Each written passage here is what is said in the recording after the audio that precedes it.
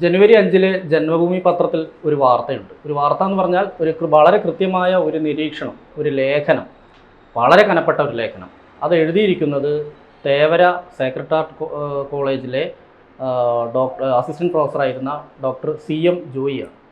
ജോയി അതിനകത്ത് പറയുന്നതും ചൂണ്ടിക്കാണിക്കുന്നതുമായ കാര്യങ്ങൾ വളരെ കൃത്യമായി ഇപ്പോൾ പശ്ചിമഘട്ട സംരക്ഷണവുമായി ബന്ധപ്പെട്ടുകൊണ്ട്, അല്ലെങ്കിൽ ആ ഒരു മാധവ് ഗാഡ്ഗിൽ കമ്മിറ്റിയുടെയും കസ്തൂരിരംഗൻ കമ്മിറ്റിക്കും എതിരെ, പശ്ചിമഘട്ട സംരക്ഷണത്തിനെതിരെ നീങ്ങുന്ന ഒരു വിഭാഗത്തിനെ ലക്ഷ്യം വെച്ചാണ്.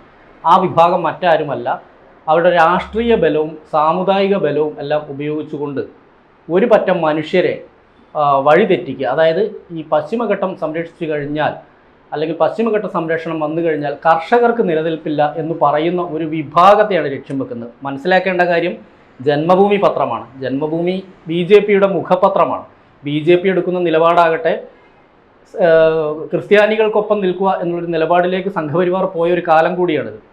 അതേ അവരുടെ പത്രത്തിലാണ് ഈ അസിസ്റ്റൻറ്റ് പ്രൊഫസറുടെ ലേഖനം വരുന്നത്. അത് ആർക്കെതിരെയാണ് എന്നുള്ളത് വളരെ കൃത്യമാണ്.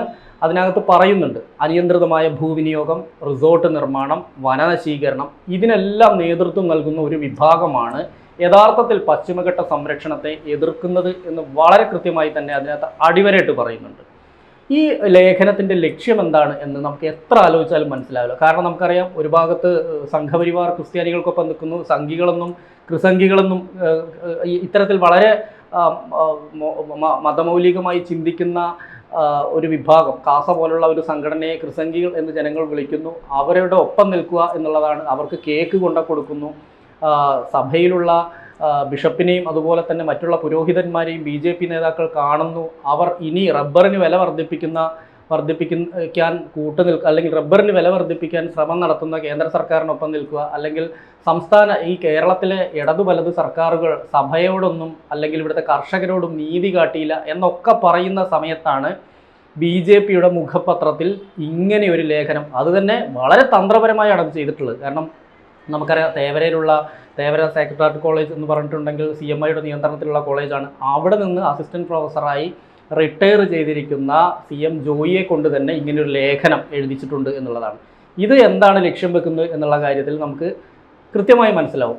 ആ ക്രൈസ്തവർക്കും കുടിയേറ്റ കർഷകർക്കും ഒപ്പമാണോ BJP എന്നുള്ള കാര്യത്തിൽ നമുക്ക് എന്തായാലും ഇത് വായിച്ചു കഴിഞ്ഞാൽ നമുക്ക് സംശയം തോന്നും. കാരണം ലേഖനം പക്ഷേ വളരെ കനപ്പെട്ട ലേഖനമാണ് എന്നുള്ള കാര്യത്തിൽ യാതൊരു സംശയവുമില്ല. കാരണം എന്താണ് പശ്ചിമഘട്ടത്തെ ആരാണ് തുരന്നുകൊണ്ടിരിക്കുന്നത്? ഇതിനെതിരെ ഈ പശ്ചിമഘട്ടം സംരക്ഷിക്കണം എന്ന് പറയുന്നവരെ ഏറ്റവും മോശക്കാരാക്കി ചിത്രീകരിക്കുകയും ഈ ഒരു ആൾബലവും അല്ലെങ്കിൽ മറ്റേതെങ്കിലും രീതിയിലുള്ള രാഷ്ട്രീയ ബലവും ഉപയോഗിച്ചുകൊണ്ട് ഇതിനെ തെറ്റിദ്ധരിപ്പിക്കുകയാണ്. ഒരു വിഭാഗം കർഷകരെയെങ്കിലും കൃത്യമായി തന്നെ ഇതിനകത്ത് തെറ്റിദ്ധരിപ്പിക്കുന്നു എന്നും ലേഖനത്തിൽ പറയുന്നുണ്ട്. എന്തായാലും ഈ സംഘികളും ക്രിസംഘികളും ഒറ്റക്കെട്ടാണോ എന്നുള്ള കാര്യത്തിലൊക്കെ ഇപ്പോൾ ഇത്തരത്തിലുള്ള ലേഖനങ്ങൾ വരുമ്പോൾ നമുക്ക് മനസ്സിലാവും. കാരണം ഇത് എഴുതിയിരിക്കുന്നത് ജന്മഭൂമിയിലായതുകൊണ്ട് തന്നെ ജന്മഭൂമി എന്തിനിങ്ങനൊരു സ്പേസ് കൊടുത്തു എന്നുള്ള രീതിയിൽ ഇവരുടെ ഈ ക്രൈസ്തവ സഭകളുടെ അല്ലെങ്കിൽ അവരുടെ നിയന്ത്രണത്തിലുള്ള ഗ്രൂപ്പുകൾ, വാട്സപ്പ് ഗ്രൂപ്പുകളിലൊക്കെ വലിയ ചർച്ചയായിട്ടുണ്ട്. കാരണം പശ്ചിമഘട്ടവുമായിട്ട് ബന്ധപ്പെട്ടുകൊണ്ടുള്ള ഒരു ലേഖനം വായിച്ചു കഴിഞ്ഞാൽ പൂർണ്ണമായും ഇപ്പോൾ ഈ പശ്ചിമഘട്ട സംരക്ഷണത്തിനെതിരെ നിൽക്കുന്നവരാരാണെന്ന് നമുക്ക് വളരെ കൃത്യമായിട്ട് അറിയാം. രാഷ്ട്രീയപരമായിട്ടാണെങ്കിലും മതപരമായിട്ടാണെങ്കിലും സാമുദായികപരമായിട്ടാണെങ്കിലും എല്ലാം ഏതൊരു വിഭാഗമാണ് ഇതിനെതിരെ രംഗത്ത് വന്നിട്ടുള്ളതും ഇക്കാലയളവ് വരെ അതിനെതിരെ ഇപ്പോൾ ബഫർ സോൺ എടുത്തു നോക്കാം, മറ്റ് കസ്തൂരിരംഗൻ റിപ്പോർട്ട് എടുത്തു നോക്കാം, മാധവ് ഗാഡ്ഗിലിൻ്റെ ഏറ്റവും സമഗ്രമായ പശ്ചിമഘട്ട സംരക്ഷണവുമായി ബന്ധപ്പെട്ട റിപ്പോർട്ട് പരിശോധിച്ച് നോക്കാം. അതിലെല്ലാം തന്നെ ഇതിനെതിരെ നിൽക്കുന്നതും ഏറ്റവും കൂടുതൽ സമരം നടത്തി നമുക്കറിയാം. അടിവാരത്തുള്ള വനം വകുപ്പിൻ്റെ ഓഫീസൊക്കെ കത്തിച്ചത് ആരാണ്? അവർക്കെതിരെ ഇപ്പോൾ PV അൻവറിനെ കഴിഞ്ഞ ദിവസം ഈ വനം വകുപ്പ് ഓഫീസ് ആക്രമിച്ചുമായി ബന്ധപ്പെട്ടുകൊണ്ട് അറസ്റ്റ് ചെയ്തു. അത്തരത്തിൽ വനം വകുപ്പിൻ്റെ സർക്കാർ ഓഫീസുകൾക്ക് നേരെ ഉണ്ടാകുന്ന അക്രമത്തിൽ പ്രതിഷേധിച്ച് അവരെ അറസ്റ്റ് ചെയ്യുന്നതിൽ തെറ്റില്ല. അതെങ്ങനെ അറസ്റ്റ് ചെയ്തു എന്ന് നമുക്കറിയാം. അതേസമയം താമരശ്ശേരിയിൽ ഇത്രയും വലിയ, നമുക്കറിയാം ഏറ്റവും വലിയ 2013-ലോ 2014-ലോ ആണ് താമരശ്ശേരിയിലുള്ള വനം വകുപ്പിൻ്റെ ഓഫീസ് ആക്രമിക്കപ്പെടുന്നത്. വളരെ കൃത്യമായി പ്ലാൻ ചെയ്തുകൊണ്ട് അതിൻ്റെ മുൻപന്തിയിൽ നിന്നെന്ന് പറയുന്നത് ഇപ്പോഴത്തെ താമരശ്ശേരി ബിഷപ്പായ റമജിയോസ് ഇഞ്ചനാനിയിൽ ഉൾപ്പെടെയുള്ളവരാണ് എന്നുള്ളത് നമുക്കറിയാം. അത് ആ രീതിയിൽ തന്നെ മാധ്യമ വാർത്തകളെല്ലാം പുറത്തു വന്നതാണ്.